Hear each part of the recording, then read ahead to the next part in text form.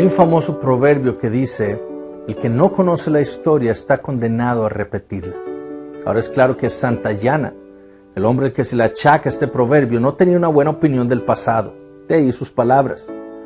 Sin embargo, él no deja de tener algo de razón. Hay cosas que sucedieron en el pasado que si nosotros conociéramos la historia, podríamos evitar que volvieran a suceder. Pero por otro lado, no debemos caer nosotros en el error de Santayana de pensar que en el pasado solo hay cosas malas que no debemos repetir.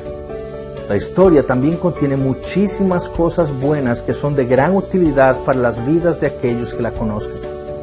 Y esto es lo que el libro Kiffen, Knowles y Keach, Redescubriendo nuestra herencia bautista inglesa del siglo XVII, nos quiere enseñar. Hay muchísimas cosas en la historia de los bautistas particulares del siglo XVII que serán de gran utilidad para aquellos pastores, para aquellas iglesias bautistas reformadas y para aquellos cristianos en general que la quieren estudiar. El deseo de estos hombres por ser fieles a las Escrituras, su manera de enfrentar grupos heréticos, su catolicidad, serán de gran ayuda para sus descendientes espirituales en la actualidad. Es por eso, como escribe el autor en su introducción, esta herencia debe ser primeramente redescubierta y luego apreciada.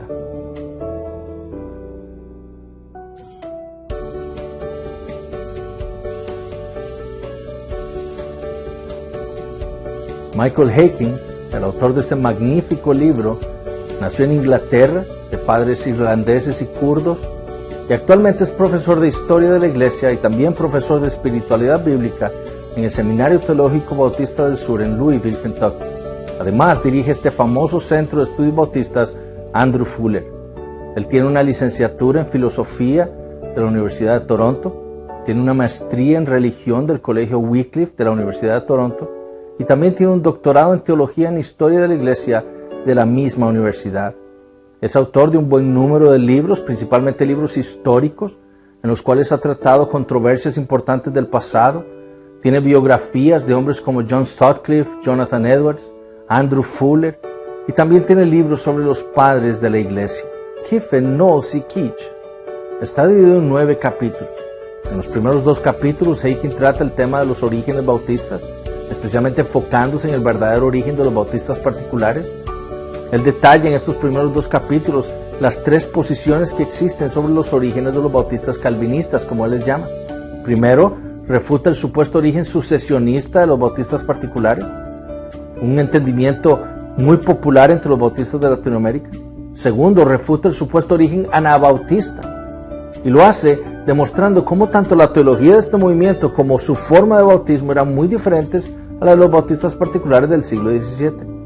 Y luego, iniciando con la historia de Robert Brown a finales del siglo XVI, detallando la historia de la iglesia Jacob Lathrop Jesse, la iglesia JLJ como se le conoce, Haykin demuestra que los orígenes de los bautistas particulares se encuentran en el movimiento puritano separatista de Inglaterra.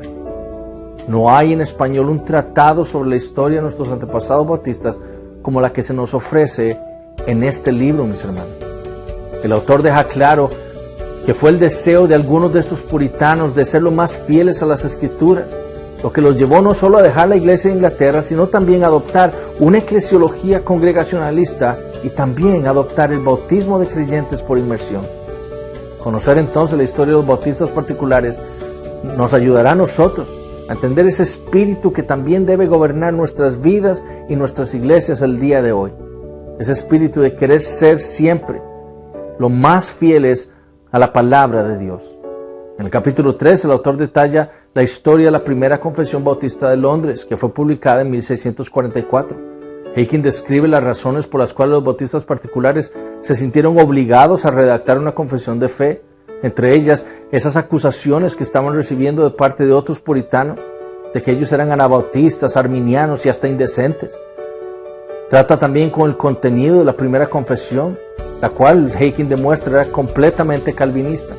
Articula la eclesiología de esta confesión y finalmente detalla uno de los aspectos característicos de los bautistas particulares, su asociacionalismo. Ellos, como dice Haykin, no creían que una congregación individual debía ser libre de seguir su propia senda, más que un creyente individual podía ser un cristiano serio sin compromiso con una congregación local y visible. El asociacionalismo entonces es algo que nosotros también como bautistas reformados en Latinoamérica, debemos recobrar. El capítulo 4 es la biografía de William Kiffen, uno de los bautistas particulares más importantes del siglo XVII y uno de los pocos firmantes de ambas confesiones bautistas particulares. Aquí Haykin describe la conversión de Kiffen, cómo fue que él llegó a sus convicciones bautistas estudiando la palabra de Dios. Como dice el mismo Haykin, la clave de la vida de Kiffen fue su deseo ferviente de seguir las Escrituras cueste lo que cueste, algo que todos los creyentes deberíamos también aprender.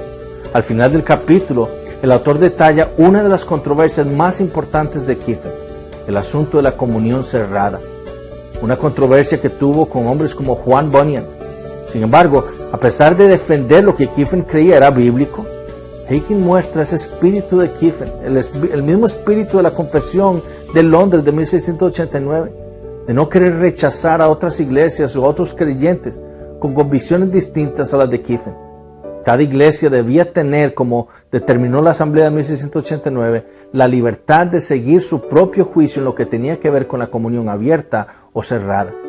Y este espíritu también es algo de lo que nosotros y nuestras iglesias debemos aprender.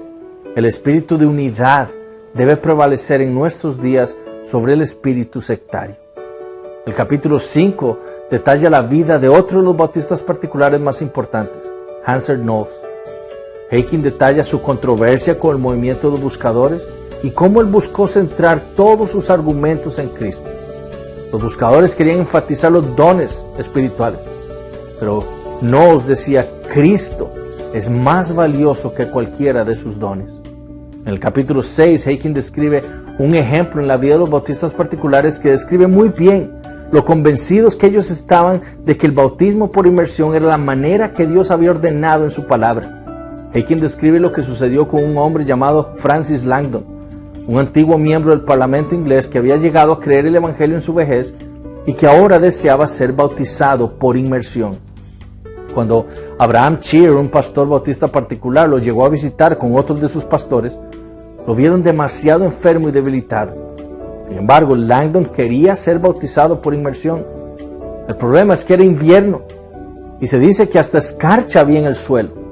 Cheer entonces estaba inseguro de sumergir a un hombre tan enfermo, por lo cual pasaron muchas horas orando. Cuando llegó la hora de bautizarlo, Cheer dijo que él no tenía la fe para hacerlo. Sin embargo, otro de los pastores que estaban ahí presentes, de apellido Muckle, él dijo que él sí tenía la fe. Él entendía que el bautismo era por inmersión y entonces sumergió a Langdon bajo el agua. Lo importante de esta historia, como escribe Haykin, es mostrar que los bautistas particulares no buscaron una salida fácil.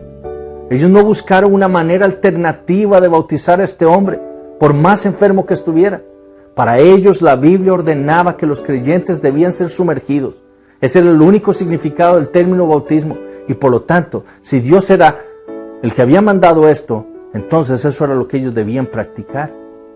Este evento le trajo muchos ataques y acusaciones a los bautistas particulares. Los acusaron de ser violentos, revolucionarios y hasta de asesinos. Hombres como Richard Baxter los acusaron de violar el sexto mandamiento. Y esto llevó a hombres como John Norcott, bautistas particulares, a escribir tratados defendiendo su entendimiento del bautismo. En los capítulos 7 y 8, Haykin trata con la segunda confesión de Londres. Él detalla 4 razones por las cuales se hizo necesaria. Describe su publicación en 1677 y luego su aprobación en 1689. Y también trata con su teología, demostrando cómo en muchos lugares los bautistas particulares buscaron la precisión doctrinal en lo que estaban confesando. Y finalmente, en el capítulo 9, el autor describe la vida de Benjamin Keach, el principal teólogo bautista de su época. No solo escribió obras teológicas, comentarios bíblicos, obras polémicas contra hombres como Richard Baxter, quien sostenía una doctrina de la justificación que tanto bautistas particulares como presbiterianos y congregacionalistas como John Owen consideraban herética, sino que también escribió obras apologéticas a favor del canto de himnos, inclusive escribiendo él algunos himnarios. Uno de los detalles de la vida de Keach que resalta Haykin fue cuando en una ocasión el Estado lo había encarcelado por predicar el Evangelio y lo pusieron en la picota para que entonces fuera humillado al ser visto por las multitudes. Pero en lugar de avergonzarse, Kitch comenzó a predicarle a la multitud del Evangelio. A los que lo miraban les decía: mirad que no estoy aquí por ninguna maldad, sino por escribir y publicar verdades que el Espíritu Santo ha revelado en las Sagradas Escrituras. Este ejemplo es sumamente necesario para nosotros. En estos tiempos en donde vemos acrecentarse el odio hacia el cristianismo, en donde hemos visto en este último año gobiernos autoritarios en Latinoamérica queriendo silenciar a la Iglesia de Cristo. Ejemplos como este de Kitch nos deben alentar a querer serle fieles al Señor Jesucristo, a temerle más a Dios que a los hombres, a entregarle nuestras vidas para el avance del Evangelio en nuestros países. Este libro es entonces sumamente relevante para todos los creyentes en Latinoamérica. No solo es importante para los que nos denominamos bautistas reformados, para nuestras iglesias, que también nos consideramos descendientes espirituales de los bautistas particulares, sino que este libro es importante para todo creyente. El ejemplo de todos estos hombres, especialmente de estos 3 líderes del movimiento bautista particular en Inglaterra, su deseo de ser lo más fieles y consistentes con la palabra de Dios, su amor por el Señor Jesucristo, su amor por las almas, será de gran utilidad para el cristianismo en nuestro lado del mundo. Es por eso que nosotros, Legado Bautista Confesional, les queremos recomendar este precioso libro, Kiffen, Knowles y Kitch, redescubriendo nuestra herencia bautista inglesa del siglo XVII.